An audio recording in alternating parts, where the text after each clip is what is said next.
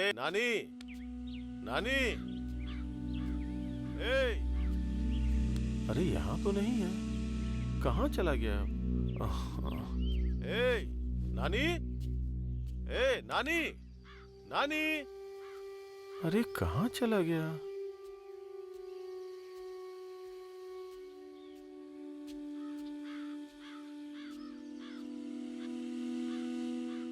ए, तू यहाँ क्या कर रहा है? अच्छा ये बता, मेरे बेटे को देखा है क्या? ये भी कमबख्त कुछ बोलता ही नहीं है।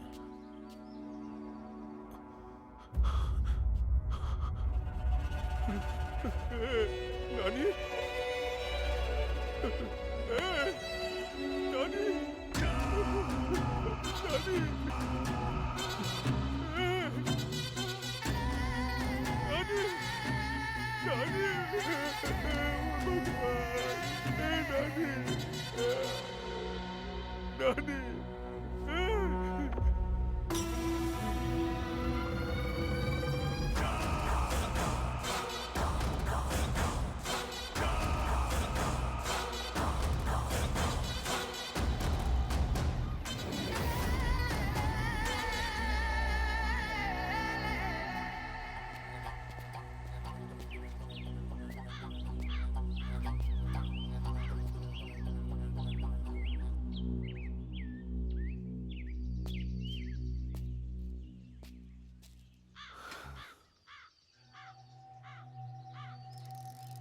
क्या हुआ था बेटा?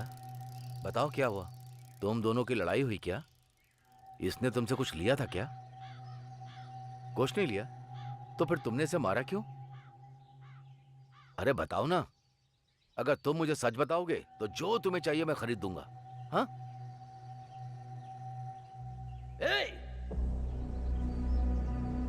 मैं तुझे पागल दिखाई दे रहा हूं क्या? मैं तुझसे कितनी देर से पूछ रहा हूं, बता। मैंने सुना है कि तुम मुजरिमों को पकड़कर जेल में डालते हो और जेल में उन्हें पढ़ाते भी हो।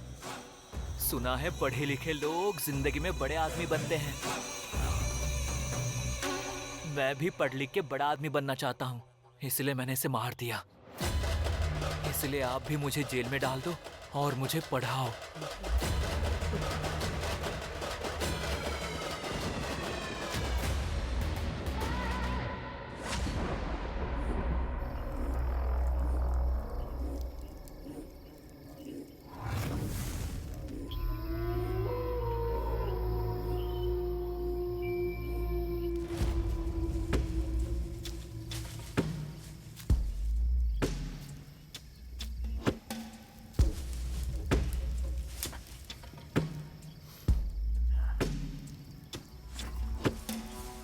ठीक 20 साल बाद एनुगुला वागू नामक एक जगह के पास एक विशाल घने जंगल में एक बड़ा शूरवीर ठीक होने और दोबारा लड़ने का इंतजार कर रहा था।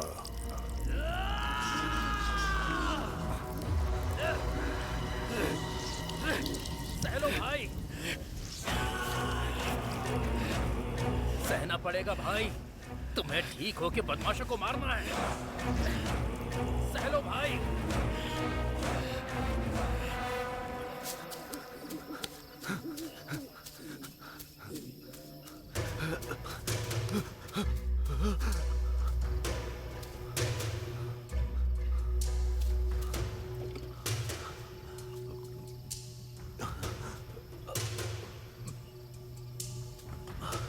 क्या हुआ अम्बरेशु? मुझे किससे लड़ने के लिए भेज दिया? जानते भी हो तुमने किसके खिलाफ भेजा? कैसा खतरनाक आदमी है और कैसे मारता है। उसकी आंखों के सामने आग तो मानो जैसे खेलती है। साक्षात ऐसा लगता है भगवान शिव तांडव कर रहे हो। भाई, मुझे समझ जाना चाहिए था कि आप खुद ना जाकर मुझे क्यों भेज रहे हैं। आपको पता है, पलक झपकते ही वो किसी को भी मार सकता है। वो बहुत ज्यादा खतरनाक है भाई। ए अमरेश, शांत हो जाओ और हमें बता कि वहां क्या हुआ।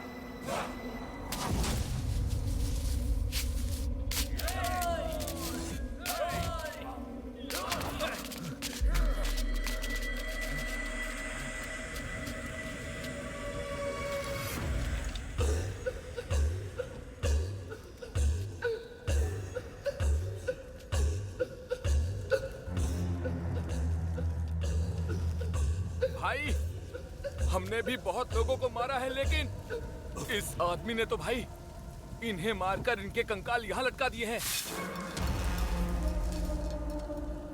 वो भी यहीं कहीं ही होना चाहिए।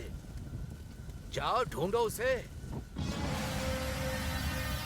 अरे वो चाहे कहीं भी हो भाई, लेकिन हमें जो चाहिए वो यहाँ पर है।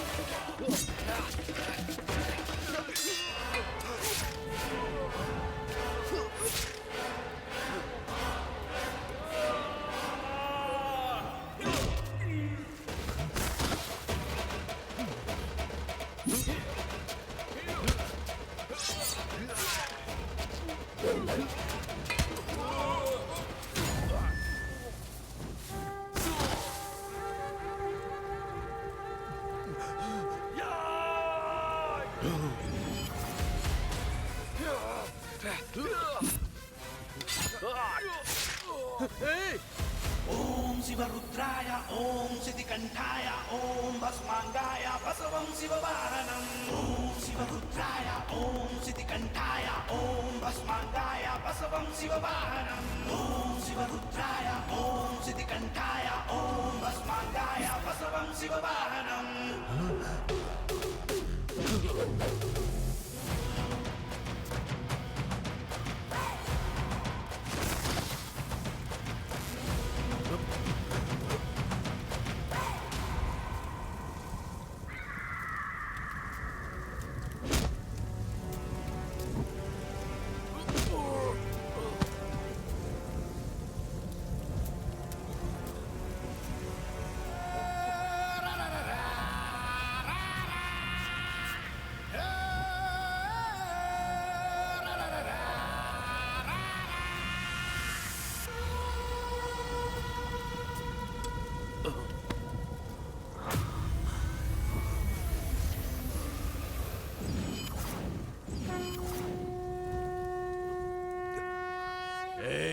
घबरा मत, मैं तुझे नहीं मारूंगा। जाकर उसे बता दे कि मेरे लिए उसे मारना बहुत ज्यादा आसान है, लेकिन मैं चाहता हूँ कि वो यहाँ खुद चल कर आए ताकि मैं उसे यहाँ अपने हाथों से मारकर उसकी मौत को महसूस कर सकूं। तब तक हत्याएं नहीं रुकने वाली, नहीं रोकूंगा।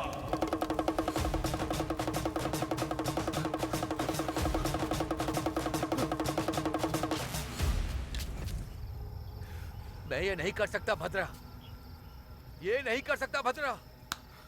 मुझे जाने दो, मुझे जाने दो। तू ऐसे कैसे बोल सकता है अमरेश? भद्रा ने तेरी कितनी मदद की है, उसने बचपन से तेरी मदद की है, कुछ तो भरोसा रख। ए मुसली, भरोसा रखने के लिए मेरा जिंदा होना भी तो जरूरी है। जितना तुम सोच रहे हो ये उतना आसान नहीं है।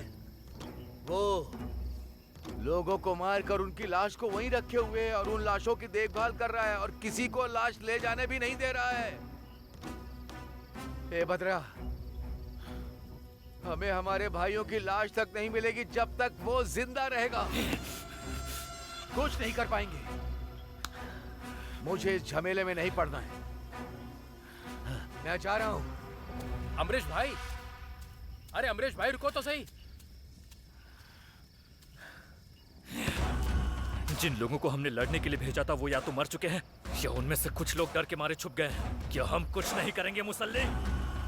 भाई, जेल में रमैया को संदेश भेजूं क्या? क्या बोल रहा है मुसल्ली? पागल हो गया है तू?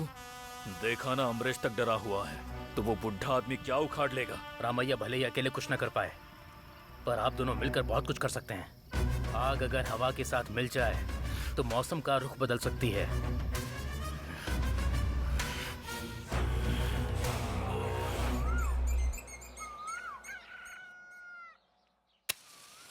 ये मैं हूँ, मेरा नाम मुनिया है और मैं एक मोची हूँ। अपने बेटे से बहुत प्यार करता हूँ, लेकिन अंकल, अंकल जल्दी आइए। अरे वेंकटेश, रुको, मैं आता हूँ। अरे जल्दी आओ अंकल, देर हो रही है। थोड़ी देर रुक भी नहीं सकता। जल्दी आइए, टिफिन अरे देकर आ अपने रहा खेत में हूँ। भी जाना है। हाँ, ये लो, सुनो, मैंने उसका पसंदीदा खाना बनाया है, उससे कहना अच्छे से खाए। हाँ ठीक है, बोल दूंगा। हाँ, रुको रुको रुको रुको। हाँ एक बात और। क्या है? एक बार उसे घर आने के लिए बोलूं, यही ना? हाँ, वो नहीं सुनेगा अंकल, वो इस हालत में नहीं है कि हमारे बारे में कुछ सोच भी सके। जंगल ही उसके लिए सब कुछ है। आप भी किसी की सुनते ही नहीं हो।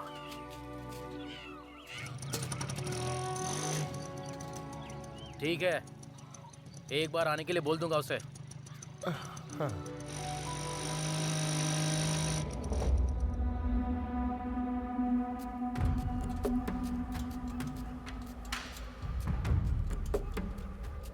वो लोग फिर से आए थे क्या?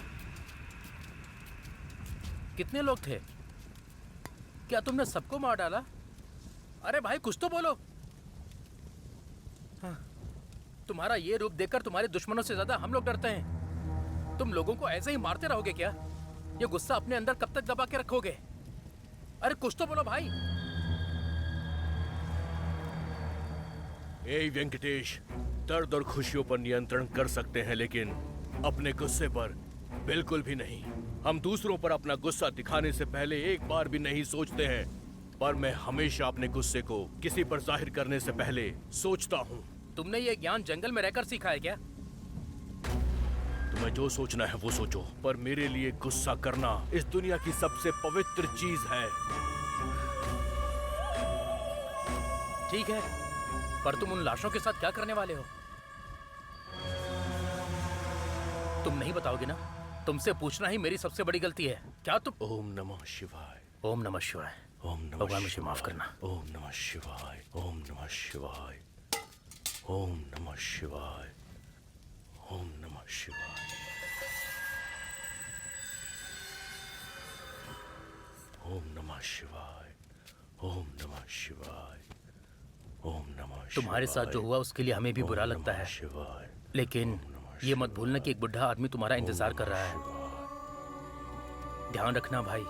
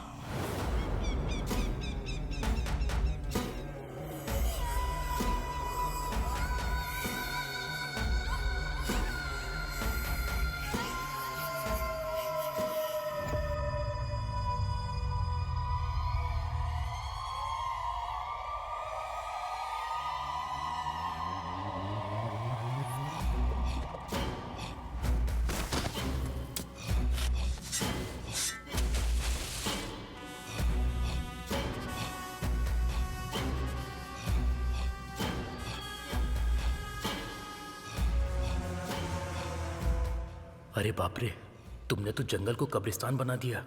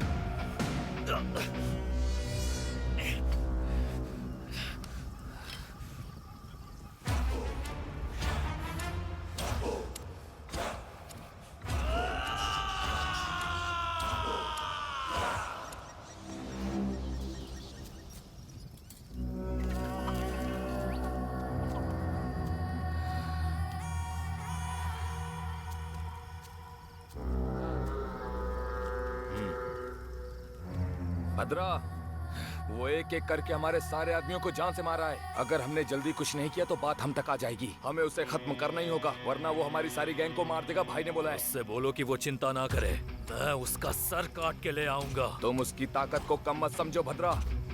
अब तेरा काम हो गया है, निकाल।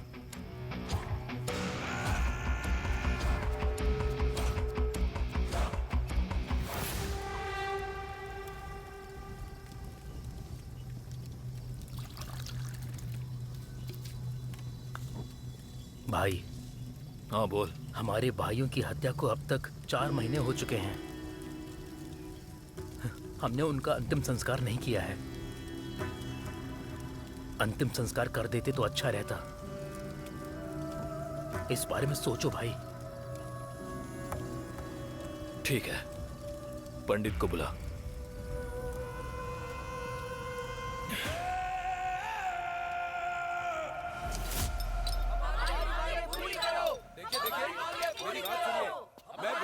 सुदर्शन इस पत्थर की खदान का मालिक था, लेकिन इसको संभालता बुज्जी था।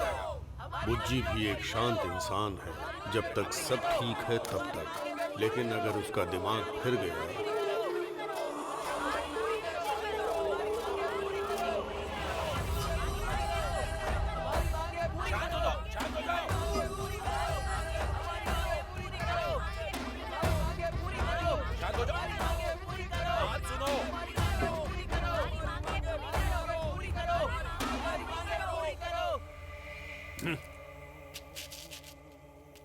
खदान पर काम पिछले 2 घंटे से बंद है। आखिर समस्या क्या है? क्या समस्या है? मालिक, कुछ नहीं मालिक। दूसरे खदान में मजदूरों को 500 रुपए दिहाड़ी दे रहे हैं, लेकिन हमें यहाँ सिर्फ 300 रुपए ही मिलते हैं। इसीलिए हमारे लोग कह रहे हैं कि सिर्फ 100 रुपए ही बढ़ा दीजिए तो। देखो भाई, पैसे बढ़ाने के लिए तुम लोगों को मुझसे नहीं कहना चाहिए। जब मुझे लगेगा तब बढ़ा दूंगा, समझ गए? अब जाकर काम करो। हाँ, जाओ। ए सुनो, तुम्हें दिमाग नहीं है क्या? इससे क्या पूछ रहे हो तुम? ये हमारे मेहनत की कमाई है। सीधा सुदर्शन सर से बात करेंगे और पूछेंगे कि दिहाड़ी क्यों नहीं बढ़ा रहे। तू क्या पूछेगी?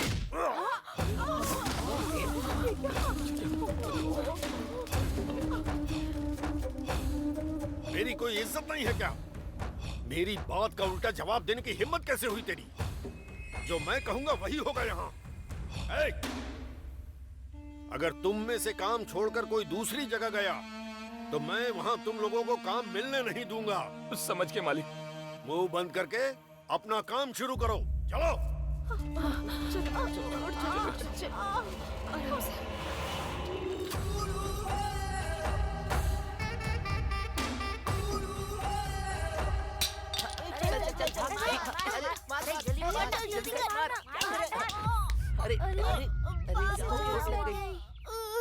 अरे अरे, बहुत खून बह रहा है। कैसे चोट लग गई बेटा? उठो उठो बेटा, उठो उठो। हाँ, आ जाओ आ जाओ। चलो चलो अंदर चलो। चलो चलो, चुप हो जाओ, चुप हो जाओ। दिखाओ दिखाओ, मुझे दिखाओ। रुको, मैं कुछ करता हूँ। अरे रे,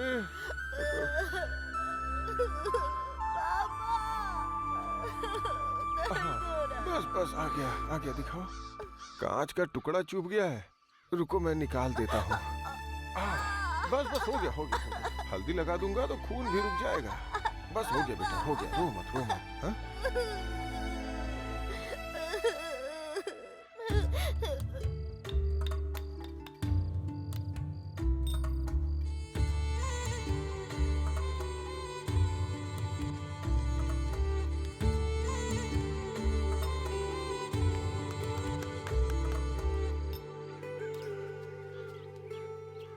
बेटा बसवा, हाँ ये लो चप्पल पहन लो। हाँ ठीक है ना बेटा? हाँ पापा। हाँ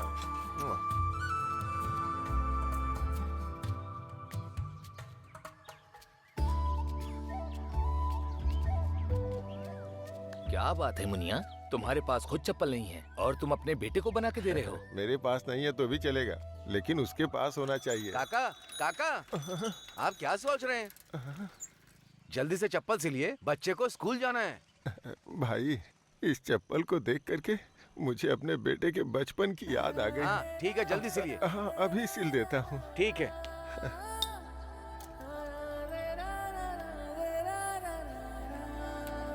अपवित्रो पवित्रो वा सर्वास्तांगतोऽपि वा यस्मरेत् पुंडरीकाक्ष समयांतरा शुचि पुंडरीकाक्ष पुंडरीकाक्ष पुंडरीकाक्ष शुक्लां वरदर देवं शशिवर्णं चतुर्भुजं प्रसन्नवदनं ध्यायेत् सर्वविघ्नो प्रशान्तये सर्वदा सर्वकार्येषु नास्ति तेषां मङ्गलं येषां हृदयस्तु भगवान् मङ्गलाय तनोहरि।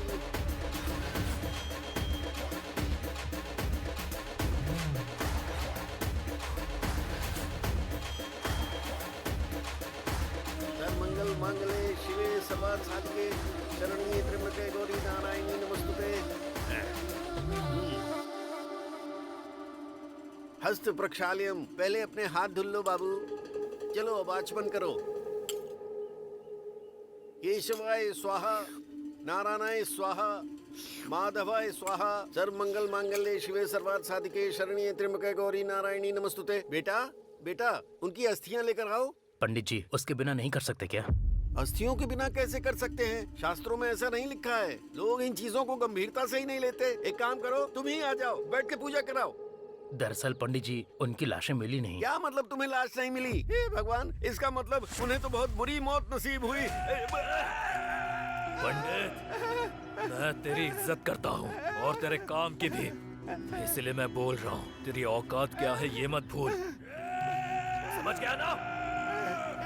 लेकिन हम उनकी अस्थियों के बिना ये नहीं कर सकते। या तो उनकी आत्मा को पूर्ण रूप से शांति नहीं मिलेगी और उनकी आत्मा भूत प्रेत बनकर भटकती रहेगी। भाई क्या हुआ भाई आपको?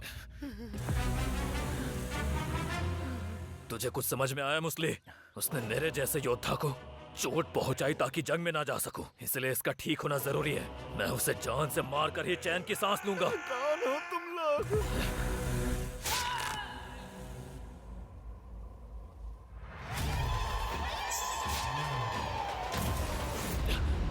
काली, काली, वरा। भाई क्या हुआ भाई? उसने काली को, हमारे वरा को मेरी आंखों के सामने मार डाला और मैं कुछ भी नहीं कर पाया।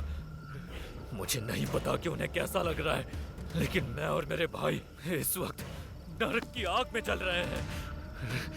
मुझे मेरे भाइयों की लाशें चाहिए।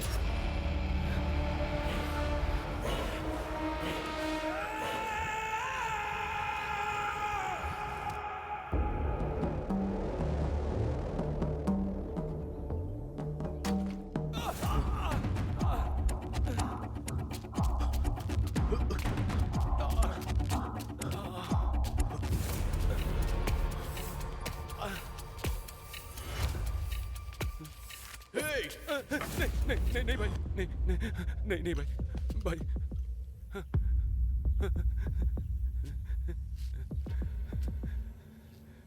क्यों आया है यहाँ पर? यहाँ पर कोई नहीं आता है, फिर तू क्यों आया है? भाई मैं यहीं पास के गांव में रहता हूँ, लकड़ियाँ बेचकर अपनी रोजी रोटी कमाता हूँ भाई। उस तरफ का जंगल पूरी तरह से जल चुका है भाई, इसलिए लकड़ियों के लिए यहाँ आया।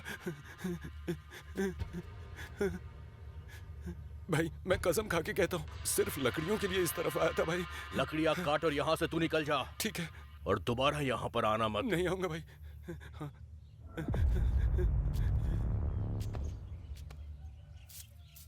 क्या बात है, तू फिर से बस आवाज से मिलने के लिए जा रहा है? मुझसे रोज एक ही सवाल क्यों पूछती हो, जबकि तुम्हें पता होता है कि उसका जवाब क्या होगा? थकती नहीं हो क्या? हाँ, मैं क्यों नहीं थकूंगी भला? तू जैसे बेवकूफ बेटे को जन्म देकर थकूंगी ही ना। जिंदगी तबाह करके रखी है। कितना भी बोल लूं, लेकिन ये समझने के लिए तैयार ही नहीं है। तुझसे 1000 बार कहा है ना, लेकिन तेरे कान पे जू तक नहीं रेंगती। मुझे हर टाइम बस तेरी ही चिंता लगी रहती है, कहीं वो लोग उसकी जगह तुझे न जान से मार दे। ये फिर से शुरू हो गई। माँ, तुम एक बात याद रखो, ना तो ये मेरा फैसला था कि तुम मेरी माँ बनो, न तुम्हारा फैसला था कि तुम मुझे पैदा करो, लेकिन उससे दोस्ती करना मेरा फैसला है और मुझे अपने फैसले पर पूरा यकीन है, इसलिए चुप रहो। रोज रोज बहस करने लगती हो। हाँ रे, ठीक है, तुझे तो ये रोज बहस ही लगेगा ना, गधा कहीं का। तू कम थोड़ी है, हूबहू अपने बाप पे जो गया है, वो भी किसी की भी नहीं सुनता था और तू भी नहीं सुनता है। हाँ।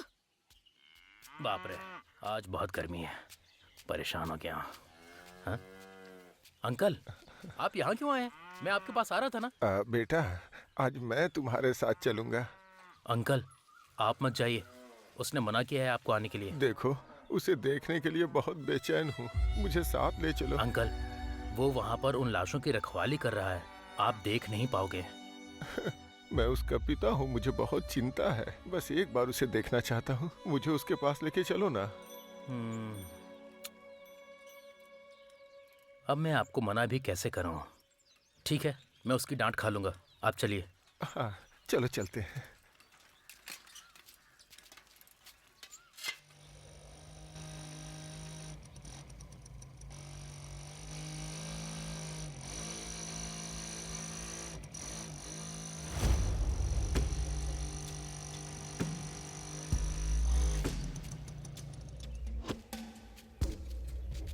संभल कर आइए, आराम से। धीरे चलो।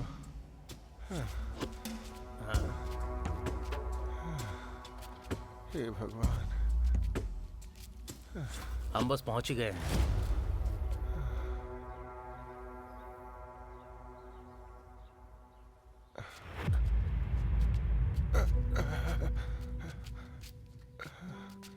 संभाल के अंकल।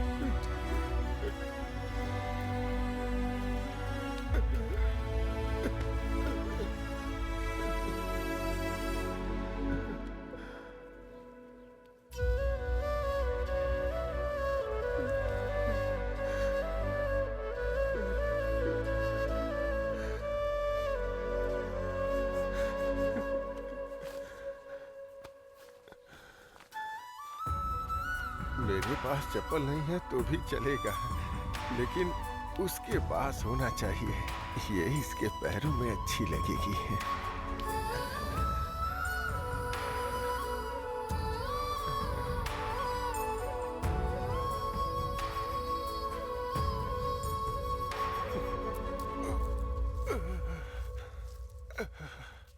अंकल, अंकल, रुकिए अंकल, अंकल।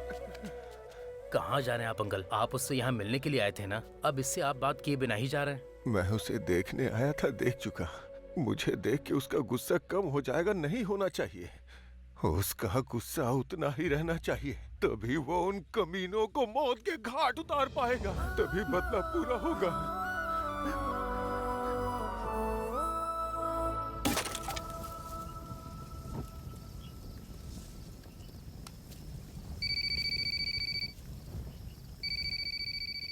हेलो हेलो भाई, मेरी आवाज आ रही है क्या भाई? हेलो रमैया कल जेल से बाहर आ सच जाएगा में? भाई, सच में भाई। अच्छा मैं फोन रखता हूँ।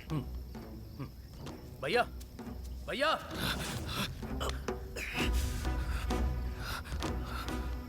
हमारा रामैया कल जेल से बाहर आ जाएगा।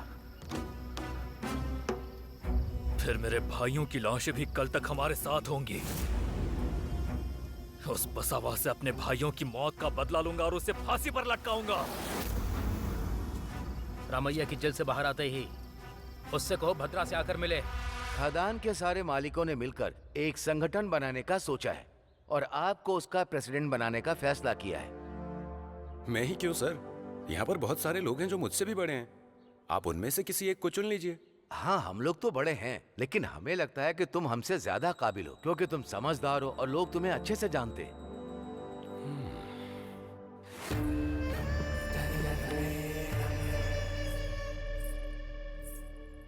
सुदर्शन, नमस्ते मैडम। नमस्ते मैडम, कैसी हैं आप? नमस्ते। ठीक हूँ। आप सब लोग ठीक है ना? मौत के अलावा इस दुनिया में आपको कोई भी चीज हरा नहीं सकती। आप चुनाव में खड़े हो जाइए। सुदर्शन, खदान की समस्या के बारे में कुछ पता चला? समस्या? कैसी समस्या? मुझे तो किसी ने बताया नहीं। कोई भी अपनी गलती की भनक बड़े अधिकारी को लगने नहीं देता। हमारी जिम्मेदारी है उस बारे में पता करना। समझ गए ना? जाओ और बुज्जी से बोलना कि वो तुरंत आकर मुझसे मिले। ठीक है मालिक। ए, ये चप्पल सिल के दे। जल्दी कर। ठीक है साहब। मेरी उम्र की इज्जत तो मुझे मारने से पहले नहीं की, बेवकूफ।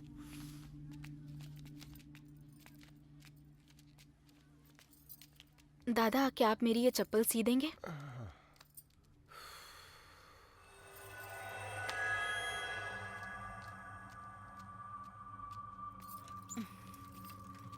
अभी सिल देता हूँ बेटी। पैसे कितने हुए दादा? ऐसे मत दो बेटा, तुम पेट से हो, फिर इतनी धूप में चल के क्यों आई? मैं काम से वापस आ रही थी और रास्ते में ये चप्पल टूट गई।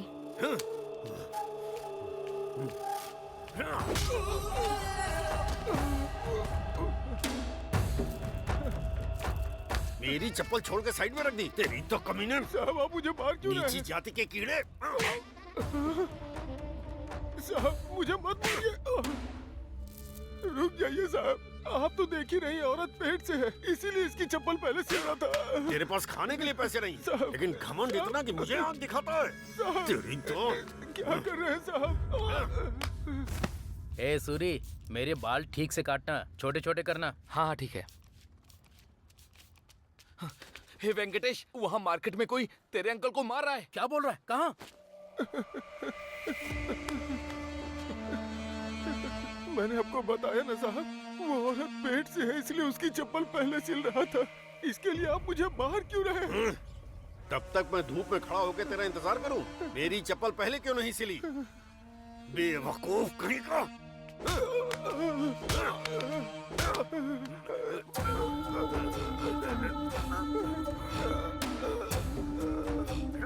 नीची जाति का आदमी मुझे नीचा दिखाएगा। हाँ, मुझे समझता क्या है आखिर तू?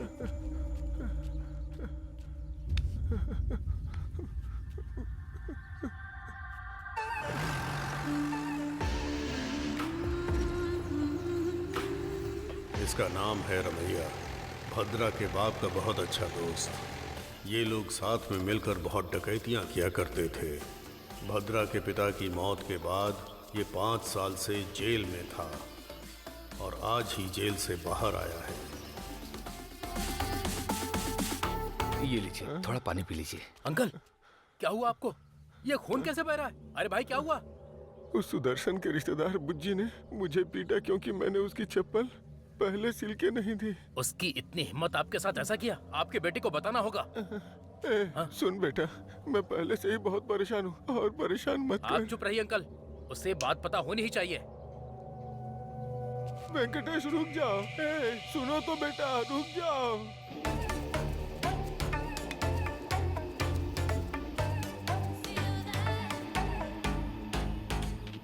तू पहले कैसा था और अब कैसा हो गया है भद्रा? जिसने तुझ पर हाथ उठाया है वो अभी तक जिंदा कैसे है? क्या हुआ था मुसली?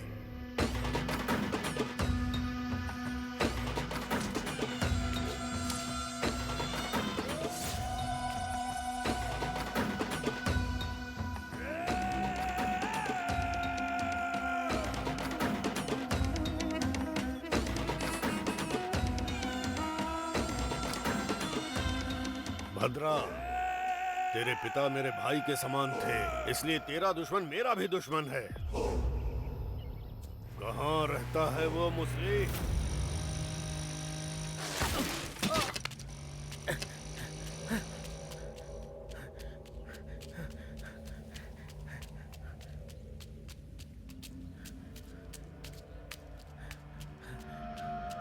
अरे भाई,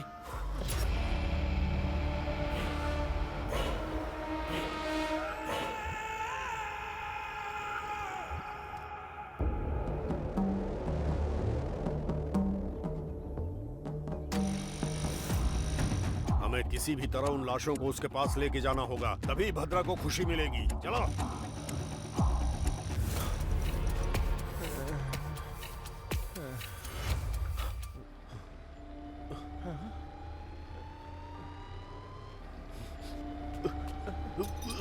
नहीं बेटा, रुक जाओ। मेरी एक बार बात तो सुनो बेटा। जो भी हुआ भूल जाओ। जाने दो बेटा, जाने दो उसे। बेटा मेरी बात सुनो।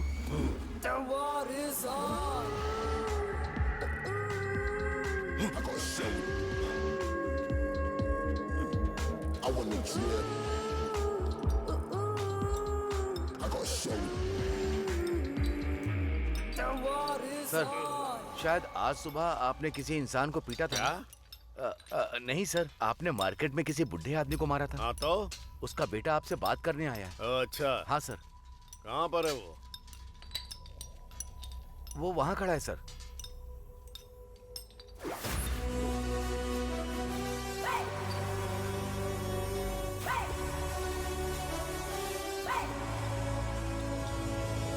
सुबह सुबह ही उसे समझाया था।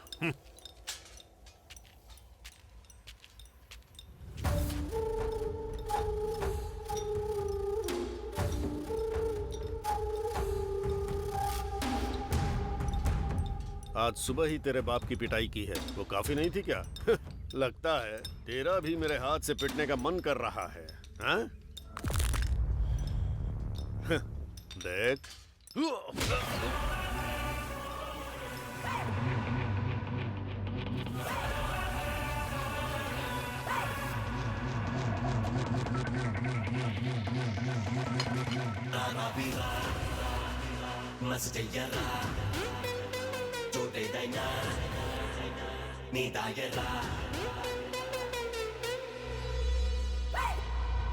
ये कैसे मारा? तेरी तो...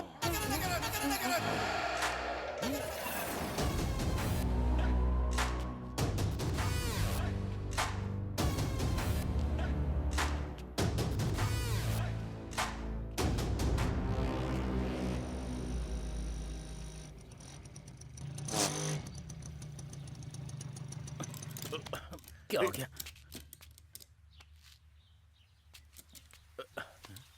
अरे क्या हो गया? अरे मुझे लगता है इसकी चैन ठीक नहीं है। रुको देखता हूं मैं।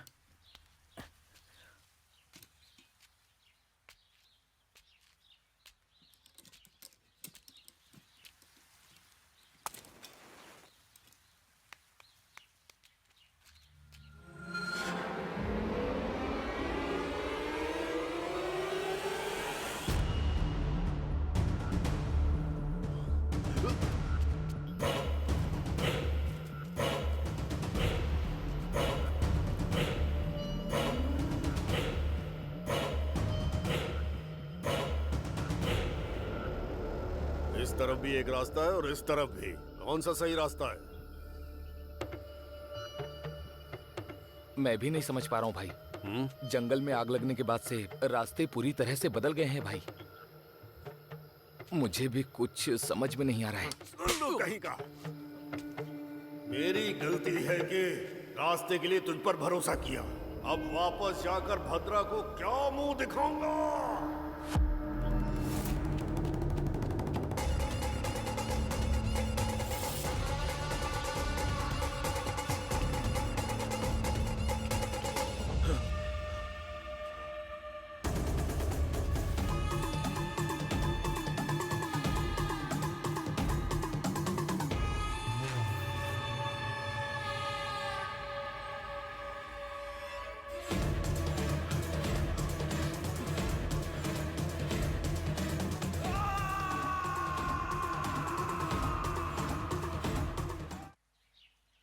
बुज्जी हमारे खदान का आदमी है और आपकी पत्नी का रिश्तेदार भी। वो हमारी बिरादरी का है।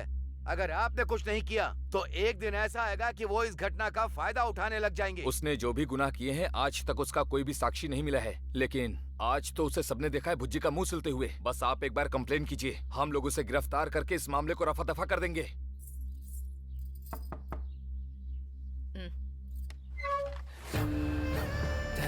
क्यों बुलाया मुझे? आप इस मामले में क्या करना चाहते हैं? अगर बुज्जी को मारना सही नहीं था तो बसावा को कैसे छोड़ सकते हैं? उन्हें भी तो हमारी ताकत का पता चलना चाहिए। सबके पास अपनी एक ताकत होती है, लेकिन हमें सोच समझकर उसका इस्तेमाल करना चाहिए। आप बुद्धिमान और समझदार हैं। एक बात याद रखना, हमारे लिए जो लोग काम करते हैं वो भी उसी समुदाय के हैं जिसका बसावा है। अगर आपने बसावा के खिलाफ शिकायत की तो वो लोग एकजुट हो जाएंगे, और अगर उन्होंने एक दिन के लिए भी काम रोका तो हमारा लाखों का नुकसान हो जाएगा। एक राजनेता के तौर पर लोग आपको देखना चाहते हैं। हमें सबके साथ घुलना मिलना होगा। बुज्जी के बारे में नहीं, हमारे भविष्य के बारे में सोचिए।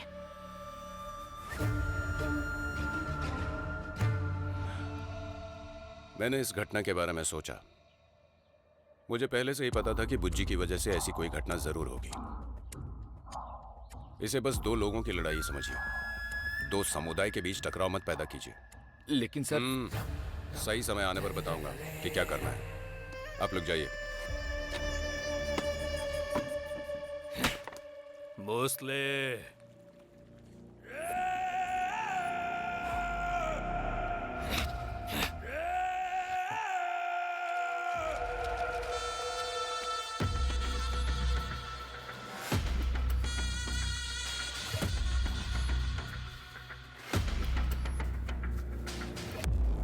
माफ कर दो भद्रा, काम नहीं हुआ, लेकिन तुम चिंता मत करो। कल तक हम तुम्हारे दोनों भाइयों की बॉडी को तुम तक ले आएंगे।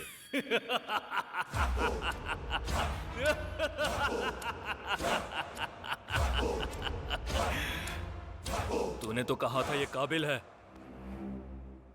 ये तो मेरे दुश्मन की परछाई तक नहीं छू पाए। मामा, क्या आप जानते हैं कि दुर्योधन ने महाभारत करने का साहस कैसे किया था? इसलिए नहीं क्योंकि उसके पास पूरा राज्य होने का अहंकार था, और न ही इसलिए कि वो एक राजा था, बल्कि इसलिए किया क्योंकि उसे सबसे ज्यादा भरोसा अपने शूरवीर योद्धा कर्ण पर था। आपको क्या लगता है आप मेरे साथ हैं इसलिए मैंने युद्ध शुरू किया? लाशें तो यहां आएंगी। भद्रा भैया,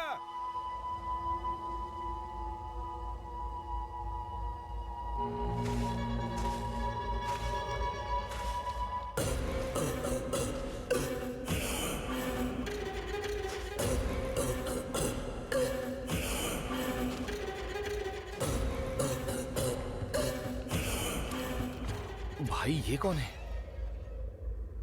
यही है इस भद्रा का कर्ण।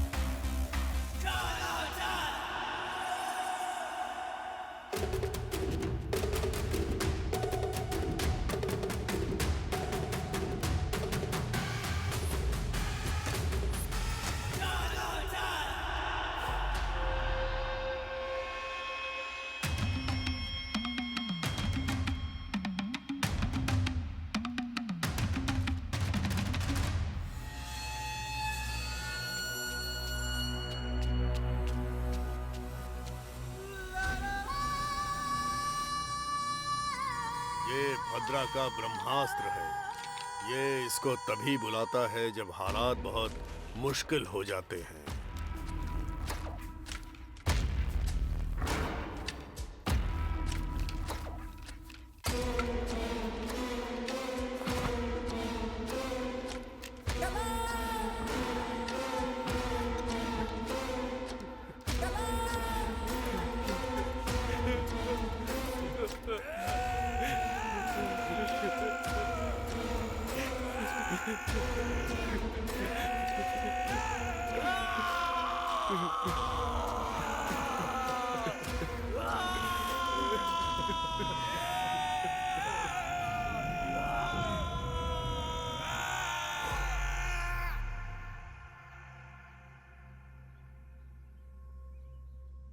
समंदर में जब भी तूफान आता है बहुत खतरनाक होता है।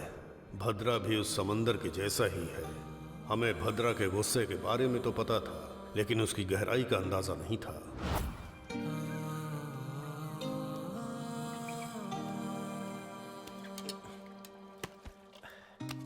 पापा, क्या हुआ बेटा?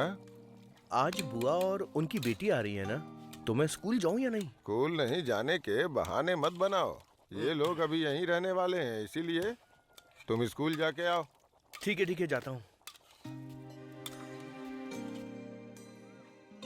मेरा हो गया सर। क्यों मुनिया?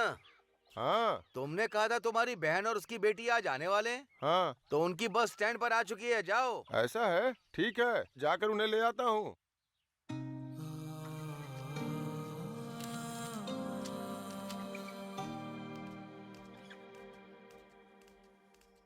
गीता, हाँ अरे पड़ोस वाली है ना, हाँ उसके यहाँ से चीनी लेकर आओ। अच्छा ठीक है।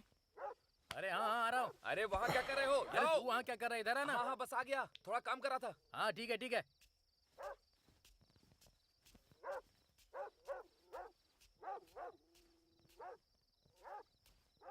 अमलू, कैसी हो तुम?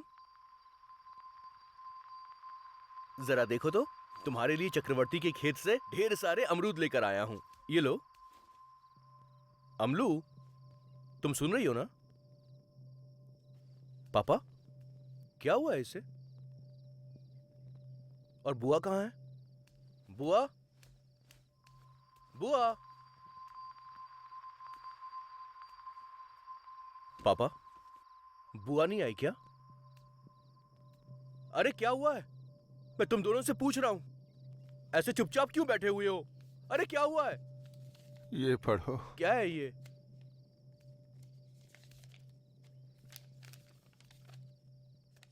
भैया, जो गलतियां मैंने अपनी जिंदगी में की वो माफी के लायक भी नहीं है, लेकिन मुझे अफसोस इस बात का है कि मैं अमूलू के लिए कुछ भी नहीं कर पा रही हूँ। मैं अमूलू को ठीक से 2 वक्त का खाना भी नहीं खिला पा रही। ये सब मुझसे देखा नहीं जा रहा।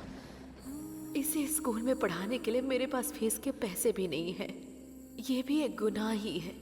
उसको देने के लिए मेरे पास बस आपकी दी हुई एक चेन ही है, जो मुझे आपने उपहार में दी थी। इस दुनिया में आपके सिवा मेरा कोई भी नहीं है, कोई नहीं है भैया। इसलिए मैं इसको आपके पास छोड़ रही हूँ। इस पर तरस खाकर इसे 2 वक्त का खाना खिला देना भैया। मेरी बच्ची का ख्याल रखना।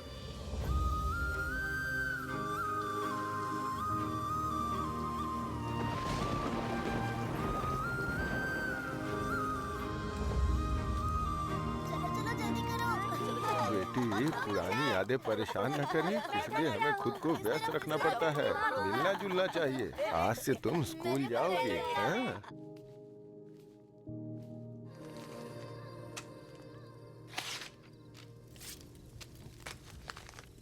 अरे रे रे रे रे, अपनी किताबों को फाड़ के जला के रही हो। लाओ, दो इधर दो। कल से मैं स्कूल नहीं जाऊंगी, इसलिए इस आग में अपनी किताबें जला रही हूँ। क्या कहा?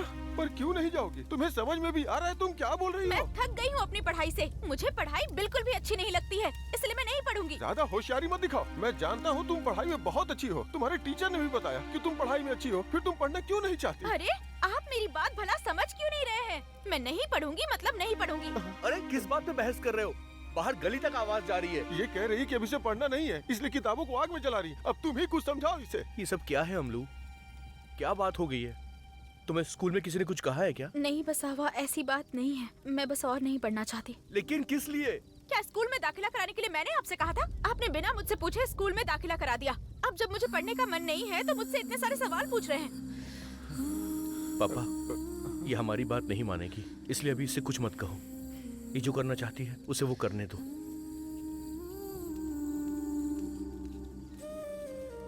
मैं जानता हूँ तुम झूठ बोल रही हो। मुझे असली वजह बताओ बेटी। ऐसा कुछ नहीं है मामा। मैं तुम्हें स्कूल जाने के लिए जबरदस्ती नहीं करूंगा, ना ही अब इस बारे में कुछ बोलूंगा। लेकिन मुझे सच्चाई बताओ, आखिर बात क्या है बेटी? आप मुझे बताते नहीं, लेकिन मैं आपकी आर्थिक स्थिति के बारे में जानती हूँ।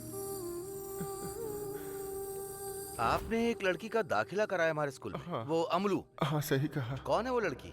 वो मेरे बहन की बेटी है। बात क्या है, मुझे बताइए ना। कुछ नहीं मुनिया। हाँ। अमलू ना बहुत होशियार है। हाँ। वो पढ़ाई में बहुत तेज है। हाँ। वो अपने सारे सहपाठियों से ज्यादा बुद्धिमान है। अगर उसकी पढ़ाई जारी रही तो मुझे पूरा विश्वास है बहुत आगे तक जाएगी। वो हमारा नाम रोशन करेगी, जिले का नाम रोशन करेगी। मैंने आपको इसलिए बुलाया ताकि आप उसकी पढ़ाई के खर्चे का इंतजाम कर सके। मैं आपकी परिस्थिति जानता हूँ, लेकिन उसे पढ़ाइए, उसका ध्यान रखिए। ठीक है साहब। बेटा सुनो, जरा इधर आओ। क्या हुआ पापा? समझ में नहीं आ रहा तुम्हें कैसे बताऊं। पर किस बारे में पापा? उम्मीद है कि तुम मेरी बात को समझोगे बेटा। तुम्हारी उम्र के साथ साथ तुम्हारी पढ़ाई का खर्चा भी बढ़ता जा रहा है, पर मेरी कमाई नहीं बढ़ पा रही। हाँ, इसलिए मैंने यह फैसला किया है कि मैं तुम दोनों में से किसी एक को ही पढ़ा पाऊंगा। और क्योंकि अमलू पढ़ाई में तुमसे ज्यादा होशियार है, इसलिए मैंने उसे आगे पढ़ाने का फैसला किया है। अब से तुम्हें काम पे जाना होगा। जैसी आपकी मर्जी पापा।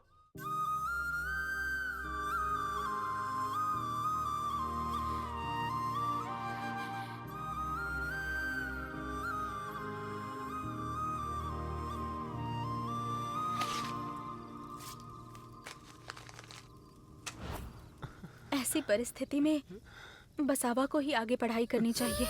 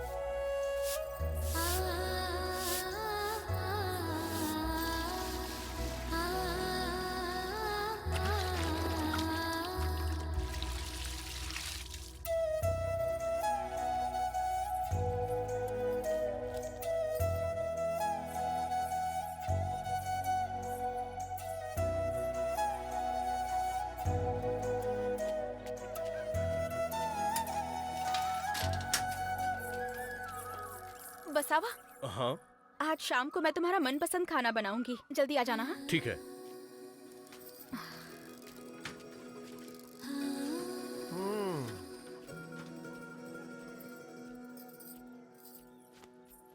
मुझे तुमसे एक सवाल पूछना है। तुम हर रोज सुबह उसकी शर्ट में रुपए क्यों रखती हो?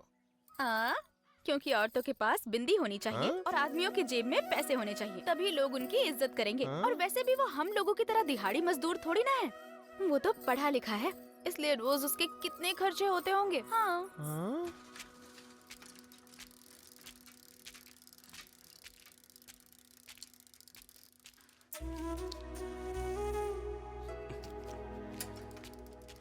ये इंटरव्यू तो बस नाम के लिए है बसवा। तुमने परीक्षा तो पास कर ही ली। भाई चाय। ये नौकरी तुम्हें मिल गई मान लो, लेकिन वो क्या है ना, एक छोटी सी प्रॉब्लम है। क्या बात है अंकल? ये इंटरव्यू लेने वाला ऑफिसर ना बहुत रिश्वत लेता है। अगर तुमने उसके सारे सवालों के सही जवाब भी दिए तो वो भी तुम्हें रिजेक्ट कर देगा, लेकिन अगर तुमने उसे रिश्वत दे दी ना तो वो तुम्हें सिलेक्ट कर लेगा और तुम्हें नौकरी दे देगा। सोचना इस बारे में।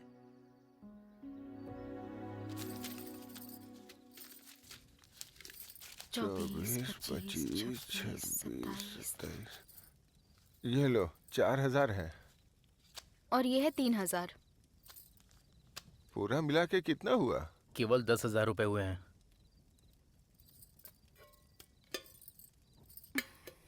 और कितने चाहिए? 15,000 रुपए और चाहिए होंगे। 15,000 और? फिर अब कैसे होगा? मैं और 5,000 का इंतजाम कर सकता हूँ। लेकिन फिर भी हमें और 10,000 चाहिए।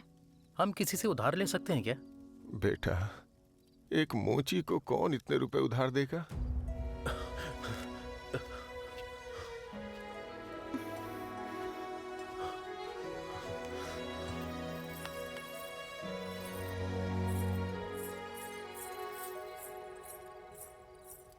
दुखी मत हो बसावा। मैं दुखी नहीं हूँ, इन सब चीजों की आदत सी हो गई है। मैं जब भी सपने देखता हूँ वो चूर चूर हो जाते हैं। हमारी आंखें सिर्फ आंसू बहाने के लिए है, सपने देखने के लिए नहीं। छोड़ो, उस नौकरी का कोई फायदा नहीं।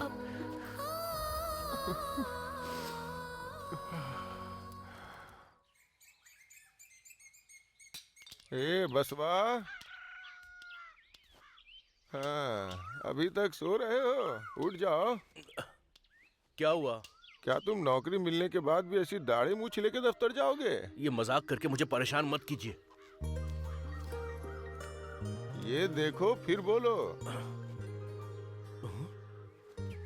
ये रुपए कहाँ से आए? ये कहाँ से आए ये सब छोड़ो, तुम जाओ और अपनी नौकरी पक्की करके आओ। जब तक बताएंगे नहीं मैं नहीं लूंगा।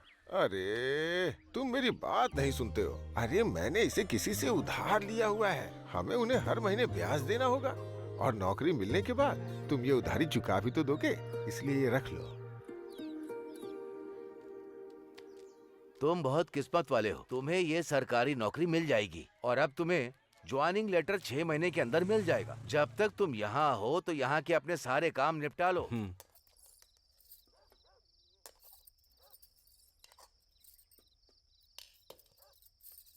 खाओ बेटा, तुम्हें घर के खाने की आदत है, पता नहीं कैसे शहर जाकर वहाँ होटल का खाना खाओगे। इसीलिए तेरे लिए एक अच्छा रिश्ता देखा है बेटा, वो भी अपने रिश्तेदारी में ही है, और हमें अच्छा खासा दहेज भी मिलेगा। मुझे तो ये लड़की अच्छी लग रही है। पर मुझे पसंद नहीं है। ऐसा क्यों? बिना उसकी फोटो देखे ऐसा कैसे कह सकते हो? सामने से देखकर भी मैं यही कहूंगा। क्यों? कैसे? मेरी पसंद की हुई लड़की तुम्हें क्यों नहीं पसंद आएगी? अरे ऐसे क्या देख रहे हो? जो पूछा जवाब दो। पापा, अपने दिमाग का इस्तेमाल कीजिए। हाँ? बिना सोचे कुछ भी बोलते हैं आप। अचानक तुम ऐसी बातें क्यों कर रहे हो? और नहीं तो क्या, अमलू ने बचपन से मेरी भलाई के लिए, मेरी पढ़ाई के लिए, मेरी खुशियों के लिए बिना कुछ सोचे अपनी सारी खुशियों को कुर्बान कर दिया है। उसने अपनी पसंद नापसंद को पीछे छोड़कर हमारे लिए मुश्किलें सही, सिर्फ मेरे लिए उसने अपनी पढ़ाई तक छोड़ दी। शायद इतना सारा बलिदान तो मेरी माँ भी मेरे लिए नहीं करती, यहाँ तक कि वो अभी भी अपनी सारी कीमती चीजों का बलिदान सिर्फ मेरे लिए कर रही है। मैं आज तक सिर्फ इसलिए चुप था क्योंकि मेरी समझ में नहीं आ रहा था कि मैं प्यार का इजहार कैसे करूं। मैं आपकी वजह से चुप था। अगर मैंने आज नहीं बताया तो फिर मैं कभी नहीं बता पाऊंगा, इसलिए मैं आपसे कह रहा हूं।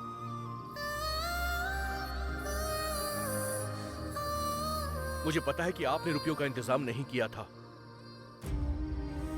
अमलू ने आपको लाकर दिए थे। जानते उसके पास पैसे कहां से आए? अपनी माँ की आखिरी निशानी, वो सोने की चैन भी उसने गिरवी रख दी। पापा, इस चेन को गिरवी रखकर मुझे 15,000 रुपए दे सकते हैं? ये क्या है बेटी? मैं तुम्हें गहने गिरवी रखने वाला लगता हूँ क्या? मैं बिना ये चेन गिरवी रखे तुम्हें उधार दे सकता हूँ ऐसी बात राजू? नहीं है अंकल, आप एक अच्छे इंसान हैं, इसीलिए आप उधार दे देंगे, पर मैं नहीं ले सकती। आप इसे अपने पास गिरवी रख लीजिए और मुझे 15,000 दे दीजिए, इससे मेरे बसावा को नौकरी मिल जाएगी। तुम बहुत ज्यादा जिद्दी हो। ठीक है, लाओ।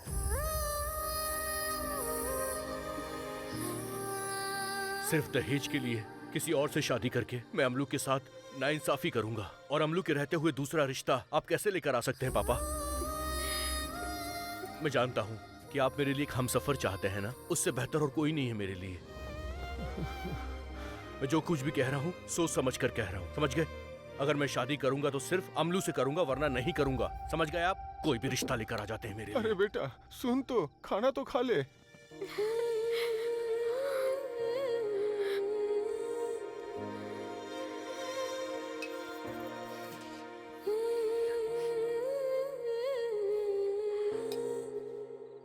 रोना बंद कर दो अमलू। बहुत देर हो गई है, सो जाओ। तुमने मुझे पहले कभी क्यों नहीं बताया कि तुम अमलू से प्यार करते हो? कभी कहने का मौका ही नहीं मिला मुझे। ए, अंकल आ रहे हैं। हाँ। तो तुम लोग यहाँ पे हो? पापा इतनी गर्मी में आप यहाँ पर क्यों आए? कल की बात सोच के मुझे ठीक से नींद नहीं आई बेटा। बहुत सोचा मैंने, अमलू ही तुम्हारे लिए सही है। तो क्या अब शादी की तारीख तय कर दूं? जी कर दीजिए।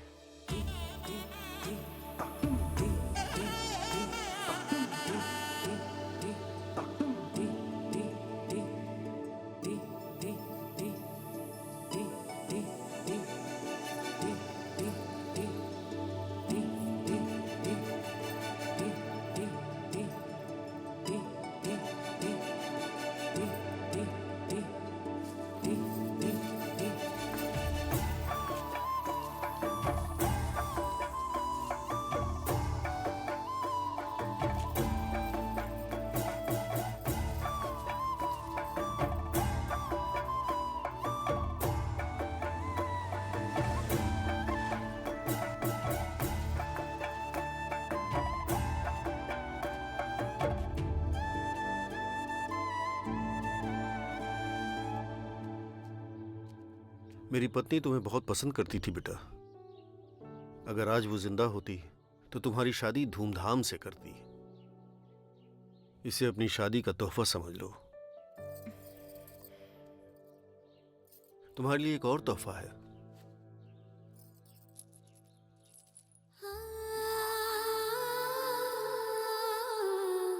ओह, तो आखिर तुम्हें सरकारी नौकरी मिल गई। कब से ज्वाइनिंग है? 6 महीने के बाद ज्वाइन करूंगा और तब तक मैं आपके खेतों में काम करना चाहता हूँ। अमनू ने मेरी खातिर सोने की चेन गिरवी रख दी थी। आप मुझे पगार देने के बदले वो पैसे उस चेन में काट लीजिएगा। अरे ये सब क्यों बेटा, मैं तुम्हें चेन अभी दे देता हूँ। जब तुम्हारे पास पैसे आ जाएंगे तो आराम से दे देना। बिना पैसे लिए अगर आपने चेन दे दी तो उसे बहुत बुरा लगेगा।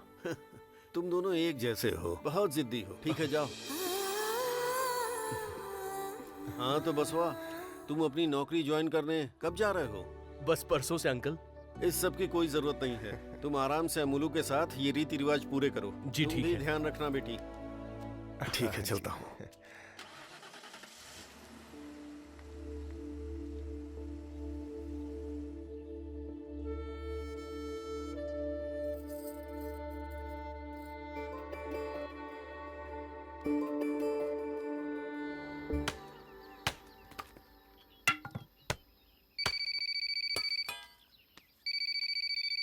हाँ अंकल बोलिए ना। तुमने काम के लिए कुछ और आदमी मांगे थे ना, तो मैंने पास के गांव से कुछ लोगों को बुलाया है। वो बस पहुंचते ही होंगे। अच्छा ठीक है। कितना दिन लगेगा उनको? तकरीबन 3 दिन अंकल। वो लोग 3 दिनों तक वहीं रुकेंगे, बस उनका ख्याल रखना। हाँ जी ठीक है।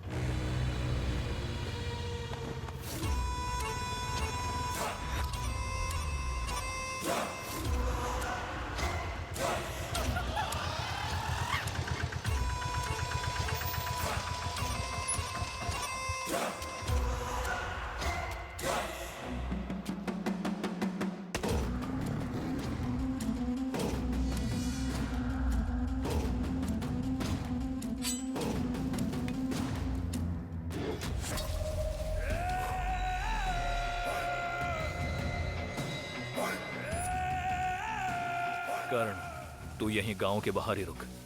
हम लोग यहाँ का काम खत्म करके आते हैं।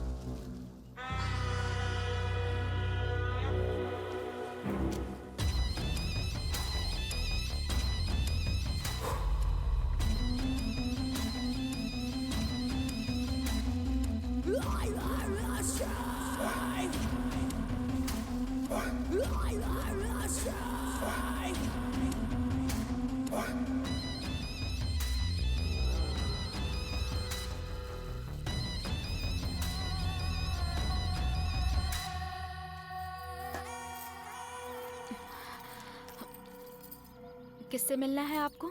हमें यहाँ चक्रवर्ती साहब ने भेजा है। तुम लोग आ गए?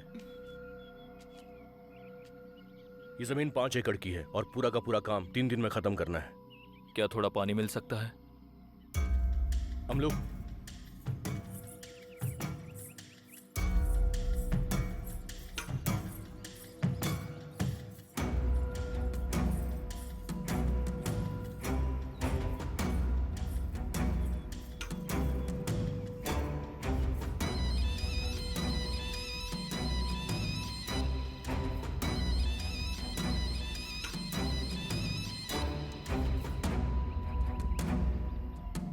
खेत देखने चले?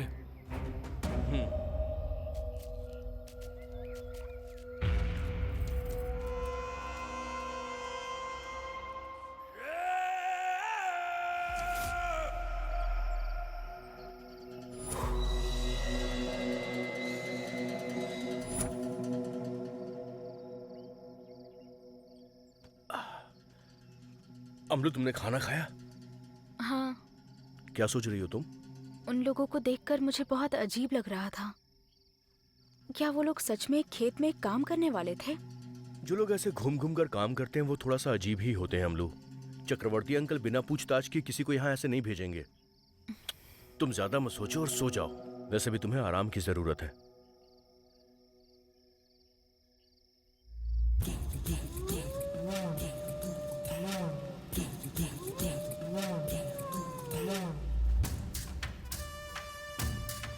भाई, हमें कल क्या करना चाहिए?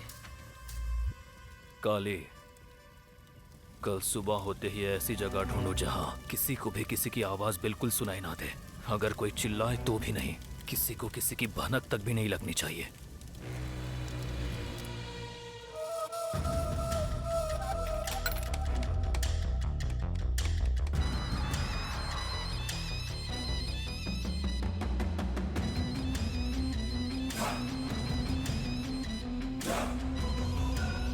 इससे पहले कि बसवा को पता चले कि हम यहाँ किस काम से आए हैं, हम वो काम करके यहाँ से निकल जाएंगे। आप चिंता मत करो।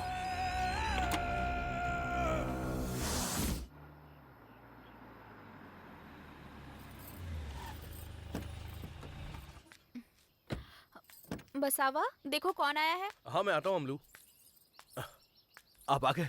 नमस्ते अंकल। बसवा, ठीक हो ना? हाँ, अच्छा हूँ, बैठिए ना। अमूलू का ख्याल रख रहे हो ना?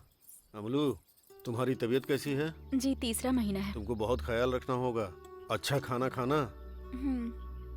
और सुनो बसवा। जी अंकल। पैसों की बिल्कुल भी चिंता मत करना। कोई जरूरत हो तो मुझसे मांग लेना, ठीक है ना? हाँ जी, ठीक है। तुम्हें यहाँ अमूलू के साथ रहना चाहिए। पापा को भी यहाँ बुला लो। उन्हें घर में रहने की आदत सी हो गई है, इसलिए वो यहाँ पर नहीं रह पाएंगे। हाँ, वो भी है। आपने कहा था कि आप रविवार को आएंगे, फिर अचानक कैसे आ गए? मुझे यहाँ कुछ काम था, इसीलिए आ गया। और मुझे उन मजदूरों को भी तो देखना था। कहाँ है वो? वो लोग तो वहीं खेत पर अभी काम कर रहे होंगे। ठीक है, कार में पैसे का बैग है, लेकर आओ। ठीक है, लेकर आता हूँ। बसवा तुम्हारा ख्याल रखता है ना?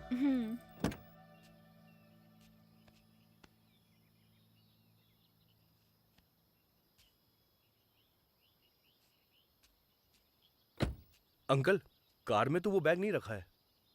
अरे यार, इस राजू का तो काम में बिल्कुल मन नहीं लगता। सब काम मुझे ही करना पड़ता है क्योंकि और कोई करने वाला नहीं है। ठीक है, एक काम करो, तुम शहर जाकर राजू से 10,000 रुपए ले आओ। ठीक है।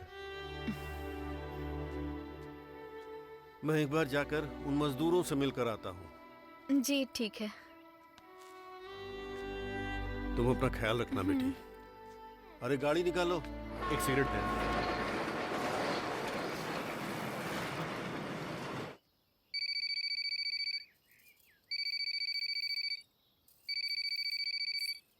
नमस्ते साहब।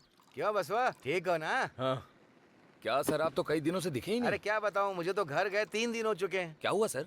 अरे कुछ दिनों से एक बहुत ही खतरनाक गैंग यहाँ इस इलाके में घूम रहा है और हम लोग कब से उसी गैंग को ढूंढ रहे हैं। ऊपर से बड़े अफसरों का बहुत प्रेशर आ रहा है कि उन्हें पकड़कर कैसे भी लेकर के आओ। और हमारा हेड कांस्टेबल भी बहुत दिनों से गायब है। समझ नहीं आ रहा है कुछ। ये सारी प्रॉब्लम हमारे स्टेशन में ही क्यों आती है? अरे वो तो अपना फोन यहीं पर छोड़कर चले गए।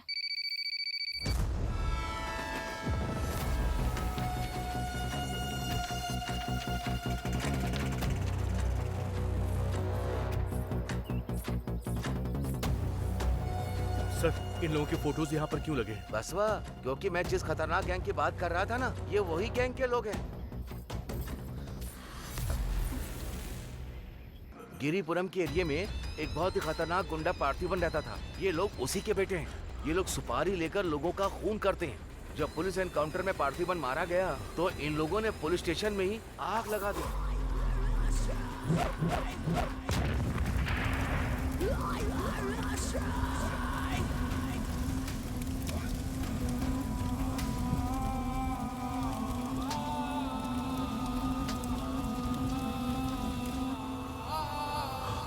बसवा, ये लोग भेड़ियों के झुंड की तरह हैं। ये बहुत ही खतरनाक गुंडे हैं। ये मामूली गुंडे नहीं हैं।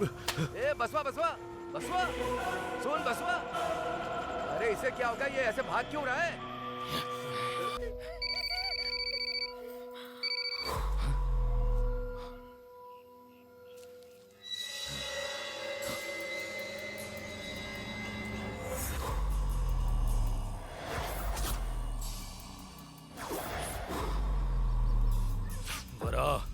जा देख कौन है।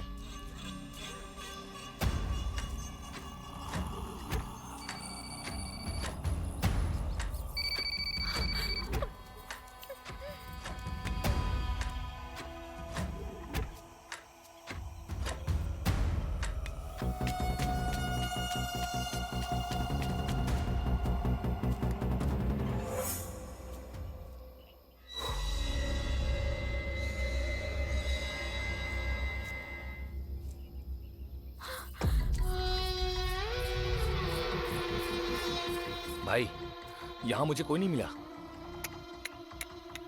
किसी ने तो इसे मारते हुए हमें देखा है।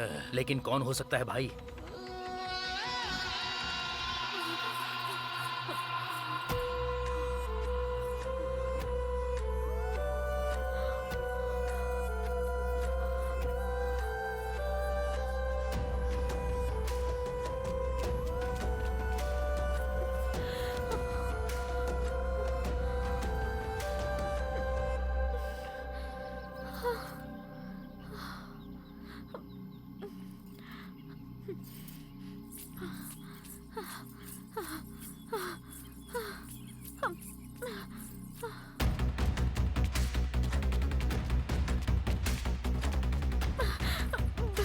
अभी तक वापस क्यों नहीं आया?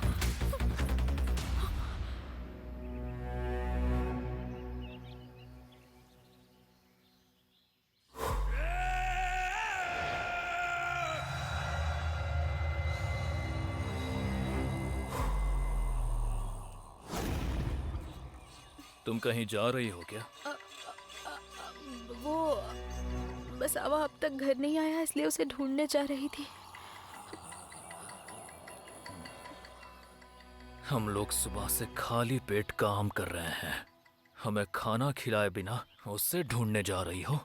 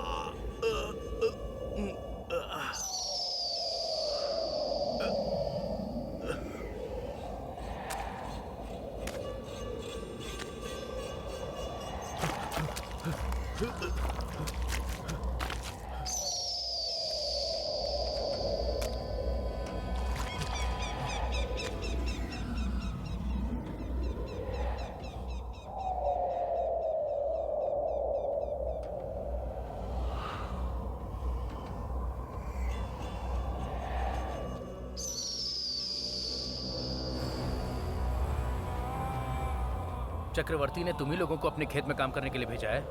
हाँ, हम ही हैं। भैया,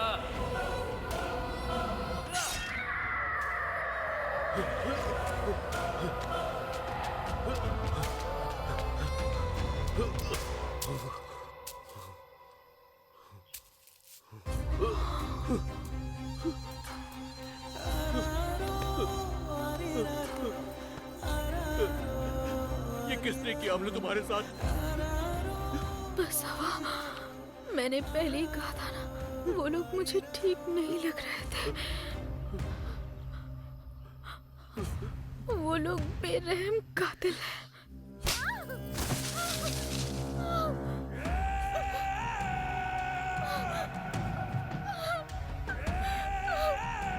मुझे इस औरत पर शुरू से ही शक था।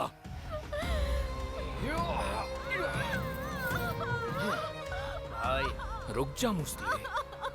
मुस्ली, तुम एक खूबसूरत फूल को कैसे महसूस करोगे? उसकी खुशबू को सूंघकर। जानते हो मैं कैसे करूंगा? मैं उस फूल की हर पंखुड़ी को एक एक करके तोड़ूंगा और हर पंखुड़ी को मसल के रख दूंगा। लेकिन ये पेट से है ना?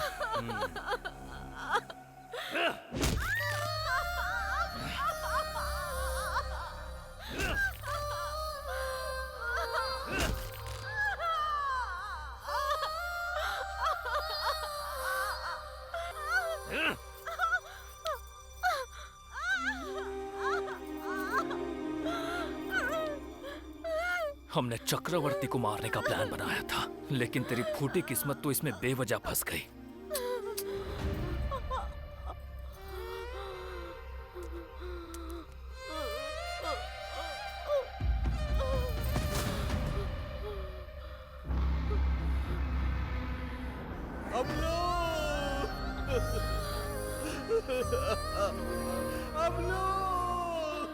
तुमने जो कहा था सब सच था। जब भी हमें लगता है कुछ अच्छा होने वाला है तो कुछ ना कुछ बहुत बुरा हो जाता है। तुमने मुझे सब कुछ दिया, मेरे लिए इतना सब कुछ किया, लेकिन मैं तुम्हारे लिए कुछ नहीं कर पाई। मुझे माफ कर देना बस। ऐसा मत बोलो अमलू, तुम ठीक हो जाओगी। अमलू, तुम बिल्कुल ठीक हो जाओगी। नहीं बसावा, मुझे ऐसा लगा कि मेरे बच्चे को उसने अपने पैरों से कुचल कर उसके टुकड़े कर दिए। बसावा, बचपन से मैं तुम्हें बाबा कह के बुलाना चाहती थी। मैंने कभी नहीं सोचा था कि ऐसे वक्त पर कहूंगी। मैं तुमसे बहुत प्यार करती हूँ बाबा। अमलू, अमलू, अमलू, अमलू, अमलू,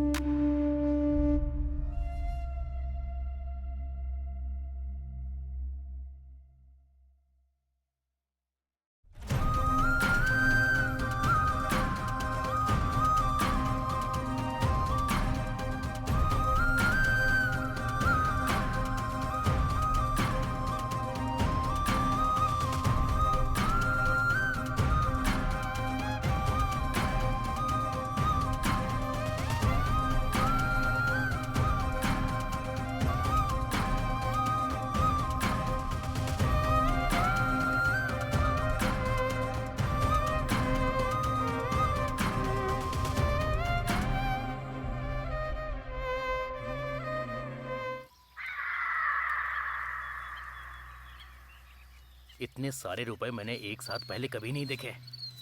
वो सच में बहुत बड़ा आदमी है यार। इसकी खुशबू तो बहुत ही ज्यादा अच्छी है भाई। सिर्फ यही नहीं भाई, अंदर कोई और भी इंतजार कर रहा है। तो ठीक है, तुम लोग यहाँ बैठ कर पियो, मैं उस कली को फूल बना के आता हूँ।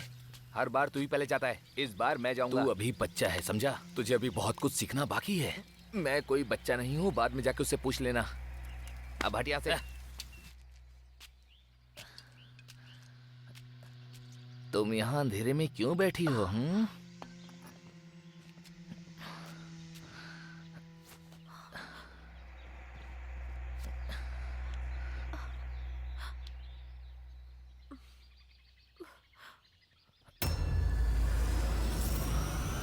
देवराज सेव्यमान पावनाग्नि पंकजम व्यालयज्ञ सूत्रमिंदु शेखरम कृपाकरम आदिनाद काल भैरवम भजे। सही गा। भाई भाई वहाँ देखो भाई, भाई देखो। काली काली, चलो जल्दी करो।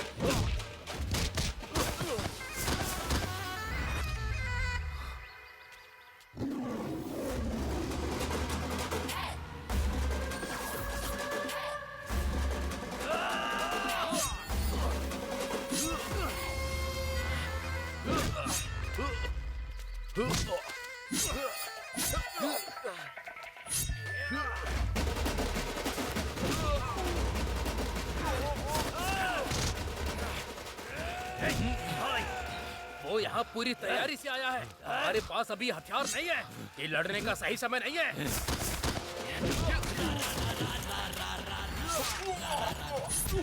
नहीं भाई, उसे मारने के लिए हम लोगों को जिंदा रहना होगा। मेरी बात समझो। चलो निकलो यहाँ से भाई।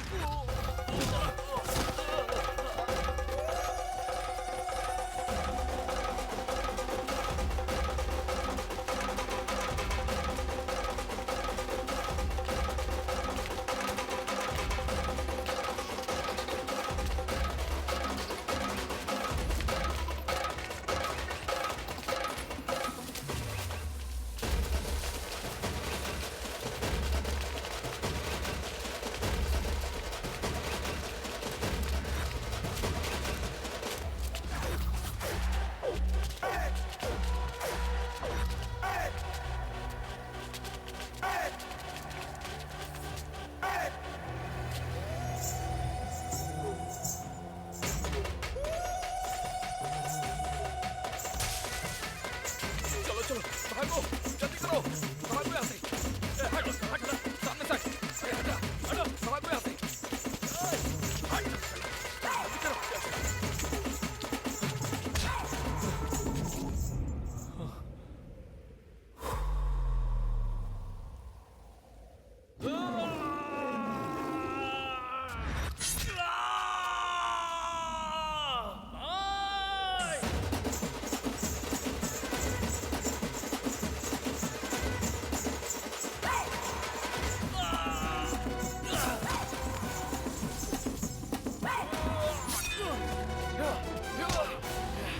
भाई उठो, भाई।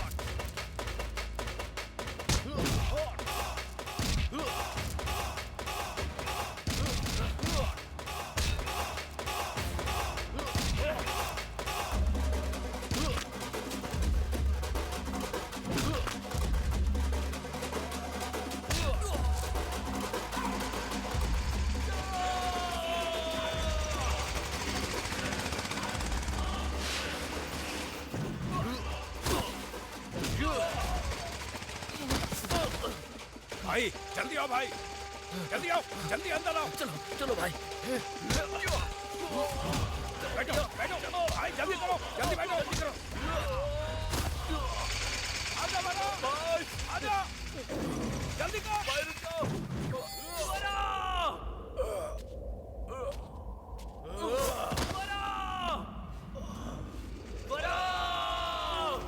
ओम शिवरुद्राय ओम सिद्धिकंठाय ओम भस्मांगाय बसवं शिववाहनम्।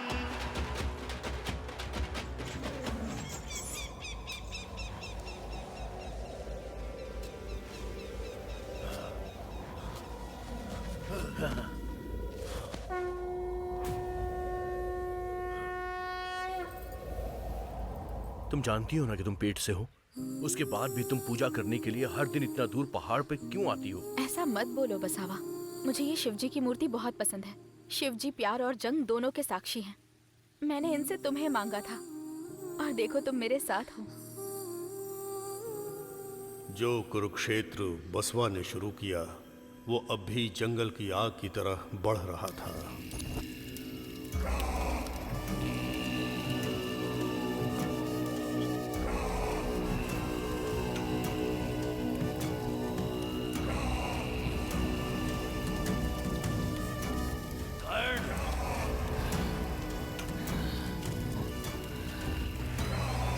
उस बसवा से मुझे मेरे भाइयों की मौत का बदला लेना है।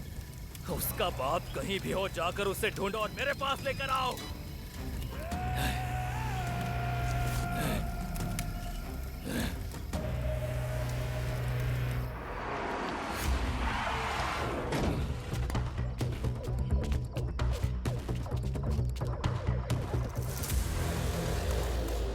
हम आने वाले हैं, इस बारे में उसे कैसे पता चला? हैं?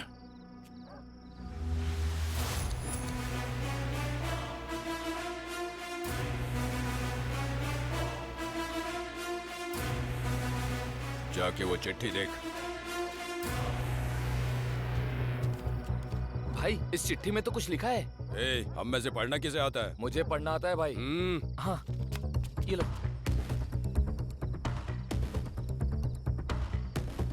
जल्दी पढ़। शांत हो जा तू कुत्ते।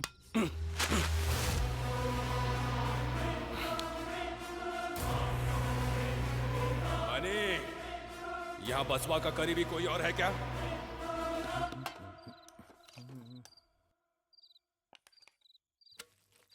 बस।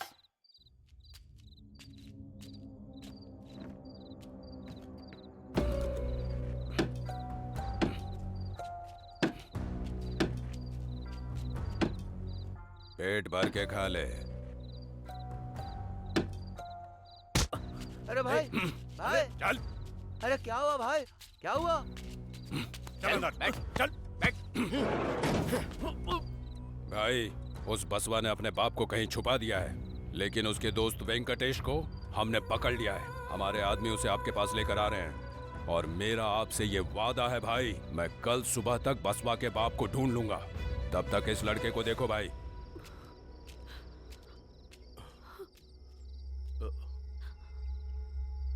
आंटी, बसवा, 4 बदमाश लड़के यहाँ पर आए थे और उसे भी साथ ले गए। मुझे बहुत चिंता हो रही है बसवा। वो ठीक तो है ना बसवा?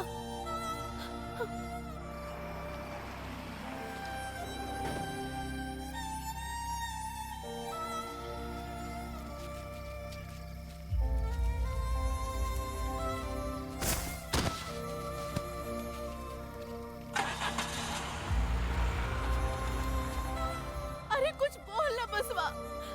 वो मेरा इकलौता बेटा है बसवा, कुछ तो बोलना। मैं अपने पति के बिना तो जी गई, लेकिन अपने बेटे के बिना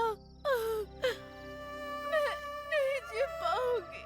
नहीं, बिल्कुल मैं नहीं जी पाऊंगी बसवा। तू ऐसे चुप क्यों है? चुप क्यों है?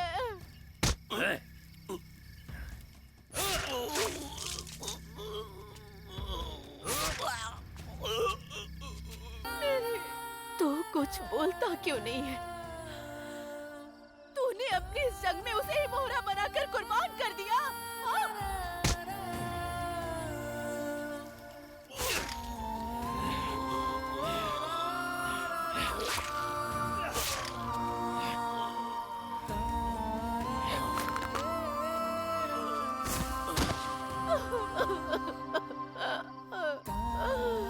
हे भगवान, ये क्या हो गया?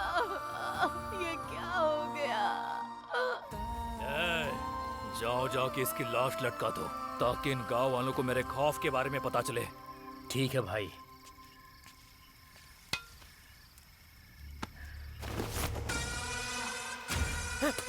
करण! करण! भाई! करण! भाई, ये करण है! भाई! करण! ए वेंकटेश!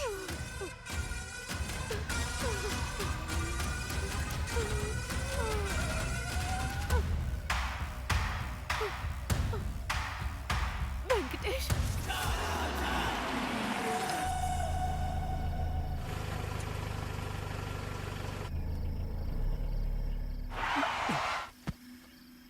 क्या हुआ, गाड़ी क्यों रोकी?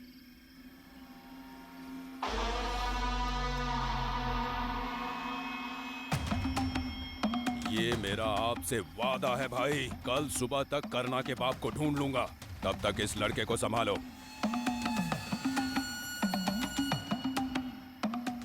बसवा, तूने जो बोला मैंने बोल दिया।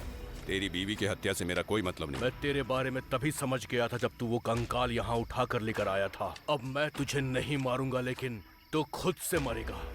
ए वेंकटेश, अपनी शर्ट निकाल। ए, अब मैं तेरे भाई को मेरी तरफ से एक तोहफा भेजूंगा।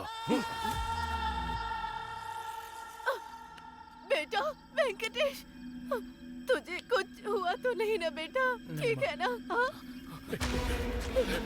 कर कर कर कर भाई, बहुत दर्द हो रहा है मुझे भाई। अच्छा ये हुआ कि आपके लिए मेरी जान गई। तुझे कुछ नहीं होगा करण, कुछ नहीं होगा। आपके हाथों मारा जा रहा हूँ। कुछ नहीं होगा तुझे, नहीं लग रहा, कुछ नहीं होगा। लग रहा है भाई। हे करण, उठना। हे करण, हे उठ उठ। हे करण, हे उठना। आप पछतावे में कुछ नहीं मत होगा। रहना भाई की। भाई करण, कुछ बचा लो। कुछ नहीं होगा।